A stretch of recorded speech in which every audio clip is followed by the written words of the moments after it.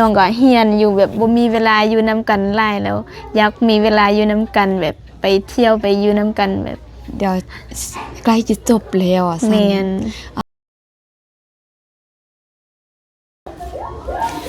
สบายดีสวัสดีค่ะมาพบกับครูออแล้วก็น้องพี่น้องเจนสวัสดีค่ะน้องเจนเด้อ น้องเจนเด้อทุกคน ลืมว่าน้องพิมพ์เพราะว่าดนแล้วบ่ได้ถ่ายคลิปกับน้องเจนเนาะทุกคนแล้วก็มีพี่ๆ FC ถามน้องเจนหลายเนาะแบบน้องเจนไปไหนน้องเจนหายไปไหนทำไมไม่เห็นคิดถึงน้องเจนว่าสั้น เมื่อกี้นี่เว้าก็เลยลืมน้องพิมพ์มื้อนี้น้องพิมพ์บ่มาเนาะน้องพิมพ์อยู่หอพักอาจจะติดธุระเนาะบ่มาแล้วก็เจนมาก่อนมาแล้วแบบเซอร์ไพรส์เลยครูออนะเฮ็ดเวียกจนบ่ฮู้เลยว่ามื้อนี้วันศุกร์แล้วน้องเจนฮอดมือกำหนดที่น้องเจนจะกลับมานะทุกคนน้องเจนไปหั่นจักอาทิตย์จักมือล่ะไป2อาทิตย์2อาทิตย์โอ้14มื้อเนาะแม่น14มื้อพุ่นทุกคนเดี๋ยวครูออจะให้น้องเจนเนาะเล่าให้ทุกคนฟังว่าเป็นมาแนวใดคือว่าหายตัวนานแท้คือว่าดนแท้บ่ได้เห็นน้องเจนเนาะทุกคนฝากทุกคนกดติดตามช่องใหม่ของพวกเราเจนยังจื้อครูอรดาสาวบอกแก้วแม่บ่ได้ถ่ายคลิปดนแล้วก็ลืมเลยโอ้โหครูอรดาคือช่องนี้นั่นเองเนาะทุกคนฝากกดติดตามแล้วก็ชมโฆษณาเนาะเป็นกำลังใจให้พวกเราเดเนาะสนับสนุนของช่องของพวกเราโดยการชมโฆษณาให้จบนะทุกคนเนาะเดี๋ยวให้เจนเล่าว่าไปอยู่พุ่น2อาทิตย์เป็นเนาะใดเนาะคิดฮอดโรงเรียนบ่คิดฮอดครูออได้บ่เนาะให้น้องเจนเล่าให้ฟังเนาะทุกคนคิดฮอดเนาะคิดฮอดหลาย คิดฮอดหลายที่สุดเลยแล้วบ่ได้น้องก็บ่ได้ถ่ายคลิปดนแล้วแบบคิดฮอดอาจารย์แล้วก็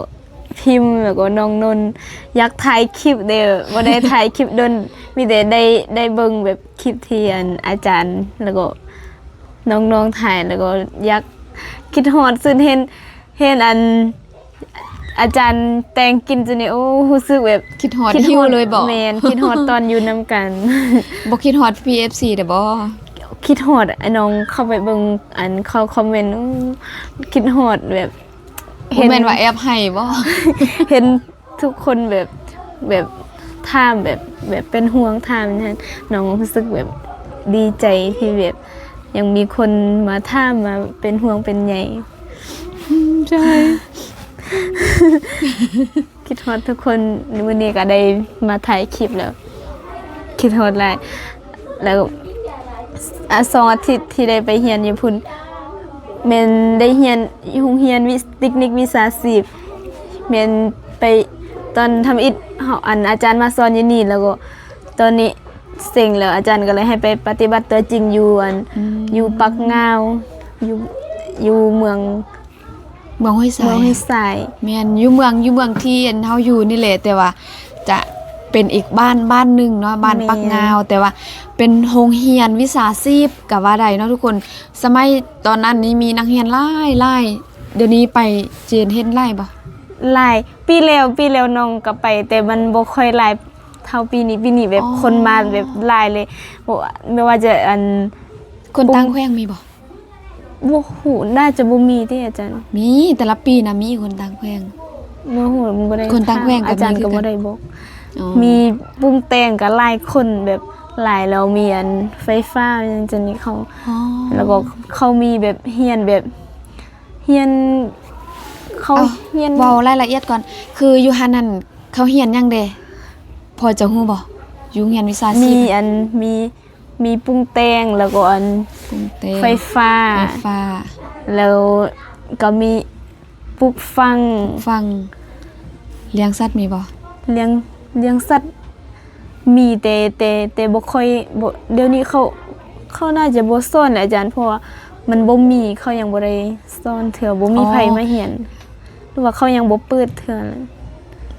น่าจะมีอยู่แม่น มีตอนทำอิฐเขาก็ว่าปลูกฟังเลี้ยงสัตว์แต่จุน้องปลูกฟังบ่ได้เลี้ยงสัตว์ไปนำ อันนี้แม่นอันพวกน้องนี่ไปเรียนแต่การเกษตรแบบปลูกฝังซื่อๆบ่แบบ แม่น คืออันตัวที่ว่าเลี้ยงสัตว์หันคือจะแบบจะเลี้ยงกบเลี้ยงปลาอหย่างต่างๆหั่นน่ะเนาะเลี้ยงเป็ดเลี้ยงไก่อะมันจะมีเป็นยามมันคือกบคืออันช่วงพักแล้งหั่นทางโรงเรียนเขาเจ้าก็มาซ่อนอยู่นี่หั่นน่ะเขาก็เลี้ยงเนาะแล้วก็เป็นปลาก็คือกันเนาะจะมีปลาดุกปลานิ่นโอ้ก็มีหลายอย่างอยู่เนาะแต่ก็บ่ฮู้ว่าเดี๋ยวนี้หั่นเขาหยุดหรือว่ายังเรียนต่อเนาะเพราะว่าครูออกก็บ่ได้เข้าไปเบิ่งเนาะมาเล่าต่อเกี่ยวกับสิ่งที่น้องเจนได้เฮ็ดตอนไปเรียนอยู่โรงเรียน ได้ไปญี่ปุ่นได้เฮ็ดแบบหลายอย่างสองอาทิตย์นี้ได้ปลูกดอกไม้แล้วก็ ปลูกดอกไม้คือบ่เอามาให้เด้ เข้ามาให้ กำลังปลูกอาจารย์กำลังปลูกอย่างบ่ใหญ่เทื่อเราอันปลูกอ้อยแล้วปลูกสาลีเด้แล้วได้ได้เฮ็ดเพาะเฮ็ด บ่แม่นได้เฮ็ดอาหารเด้ อาหารหยัง เป็นอาจารย์เป็นที่อาจารย์สอนเป็นไส้กรอกอีสาน โอ้สอนไส้กรอกอีสานพุ่น แม่น ว้าว ได้เฮ็ด ทุกคน แล้วก็ได้เฮ็ดเฮ็ดส้มนี่น้องก็บ่ฮู้บ่เคยกินแล้วก็เฮ็ดมื้อนั้นยังบ่ได้กินครับ โอ้ แบบ จะให้น้องเจนสอนให้แหละไส้กรอกอีสานอยากกิน กินแล้วเป็นอะไร แซ่บ แซ่บ แม่นแซ่บอาจารย์ให้เฮ็ดเป็นกลุ่มแล้วก็มาซิมโอ้โหน้องในชีวิตน้องบ่เคยกินน้องกินทำอิฐมื้อนั้นแล้วโอ้แซ่บสุด ไส้กรอกอีสานนี่พอจะได้เป็น มีคอมเมนต์ว่าอยากพี่พีเอฟซีทางฝั่งไทยแล้วมีคอมเมนต์ว่าอยากได้น้องเจนไปเป็นลูกสะใภ้ไทยว่าซั่น เฮ็ดไส้กรอกอีสานเป็นแล้วบัดนี้ มีแต่ไส้กรอกอีสานบ่อนเขาซ่อนหั่นประเภทอาหาร แม่นมีไส้กรอกอีสานแล้วก็มีเห็ดส้ม เฮ็ดส้มอ๋อยังหลายอย่างอยู่ แล้วก็แล้วจุน้องก็ปลูกอ้อยปลูกสาลีแล้วก็ปลูกแล้วก็อาจารย์ว่าจะให้ปลูกข้าวแต่บ่ทันแล้วได้เฮ็ดหลายอย่างอยู่อาจารย์ อันนี้คือซ่อนหมอเจ็ดเนาะหมอเจ็ดรุ่นน้องเจนจะได้ไปเรียนอยู่โรงเรียนแห่งนี้นะทุกคนแล้วได้ไปเรียนการเกษตรเพื่อว่าจบมาแล้วจะได้ไปนำใช้ในชีวิตประจำวันหรือว่าบ่จบแต่เฮาก็มีอาชีพติดตัวว่าซั่นซะเนาะ แม่นแล้วมื้อนี้วันศุกร์พวกน้องบ่ได้เรียนอาจารย์พาไปทัศนะอยู่ต้นเพิง โอ้โหไปทัศนะทุกคนภาษาลาวเขาเอิ้นว่าทัศนะอ๋อภาษาไทยเขาเอิ้นว่าทัศนศึกษาเนาะ แม่นโอ้แบบได้เข้าไปตัวเมืองได้แต่บ่ได้เข้าแบบลึกแท้แบบเข้าแบบอยู่นอกเขตนิดนึงได้เห็นแบบโอ้พัฒอยู่ต้นเพิงแบบอยู่สามเหลี่ยมแบบโอ้โหได้เห็นความพัฒนามีตึกมีหยังสวยงามที่สุดเลยอาจารย์แล้วได้ไปมันเป็นวิชาการเกษตรแล้วก็มีคนจีนมันอย่างเดียวเขาแบบมานำเสนอมันยังจะเข้ามาแบบลงทุนอยู่ประเทศลาวอาจารย์แล้วก็เขาก็ได้พาพวกน้องไปเบิ่งธุรกิจที่เขาเฮ็ดเป็นเขาปลูกฟังแล้วเขาปลูกผักปลูกอีหยังหลายอย่างโอ้แบบงามที่สุดเลยแบบกว้างที่สุดเขาเฮ็ดเขาลงทุนนำคนลาวแล้วเราได้ไปส่วนดอกไม้เด็ดอันนี้ก็เป็นวิชาที่พวกน้องเรียนแล้วได้ไปเบิ่งโอ้โหสวยงามที่สุดเลยบ่เคยเห็นเลยแบบมันงามที่สุดเคยเห็นแต่ในรูปแล้วก็อาจารย์สอนอาจารย์ก็ให้เบิ่งรูปแล้วมื้อนี้ก็ได้ไปเบิ่งตัวจริงแบบกว้างที่สุดเลยนะงามที่สุดพวกน้องไปเบิ่งถ่ายรูปน้องได้ถ่ายรูปจนพื้นที่เต็ม บ่ได้ถ่าย ค ความจำเต็มเลยเนาะ แม่น ท้ายไล่ว่า พุทโธธัมโมสังโฆ ได้ไปเฮ็ดเมืองต้นพึ่ง ไปเห็นเมืองที่สวยงาม อยู่แขวงบ่อแก้วนะทุกคนหรือว่าจังหวัดบ่อแก้วของพวกเราที่ว่าติดกับจังหวัดเชียงรายเนาะจะมีอยู่5เมืองหรือว่า5อำเภอเนาะอยู่จังหวัดเชียงรายจะมีหลายอำเภอได้เนาะอยู่อำเภอที่เราอยู่นี่ก็คืออำเภอห้วยทรายหรือว่าเมืองห้วยทรายนั่นเองเนาะทุกคนเมืองห้วยทรายแล้วก็จะมีเมืองต้นเพิ่งเนาะที่ติดกับ3ประเทศ2ประเทศก็คือติดกับประเทศไทยแล้วก็ประเทศเมียนมาหรือว่าพม่านั่นเองเนาะทุกคนติดอยู่2ประเทศก็คือสามเหลี่ยมทองคำนั่นเองเนาะทุกคนสามเหลี่ยมทองคำนี่ก็คือจะมีไทยลาวเมียนมาหรือว่าพม่าเนาะเขาจะเอ่ยว่าสามเหลี่ยมทองคำหรือว่าเขตพิเศษสามเหลี่ยมทองคำนั่นเองเนาะทุกคนที่จริงอยู่หั่นก็งามได้เนาะคือแบบ แม่น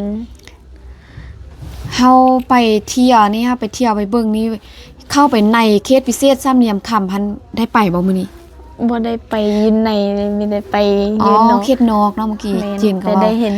แต่ว่า เห็ ถ้าน ว่า โมอยู่ ถ้าไปเข้าอยู่ในเขตไหนแท้น่ะ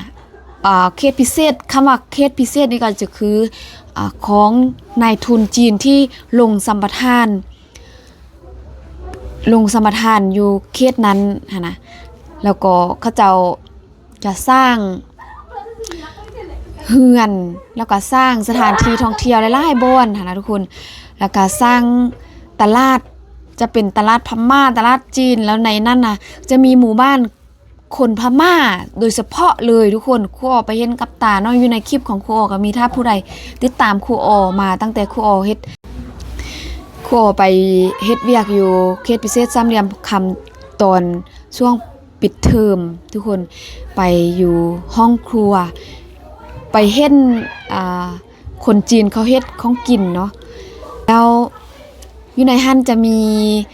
บ้านเป็นบ้านคือแบบสไตล์จีนหมดคือแต่ว่าเฮาเข้าไปนะฮะในหันน่ะนะคือแต่เมืองจีนเลยอะนะแล้วจะมีอีกโซนนึงเขาจะเฮ็ดแบบเป็นยุโรปแล้วก็ตึกอย่างต่างๆเนาะคล้ายคือยุโรปเลยทุกคนเนาะ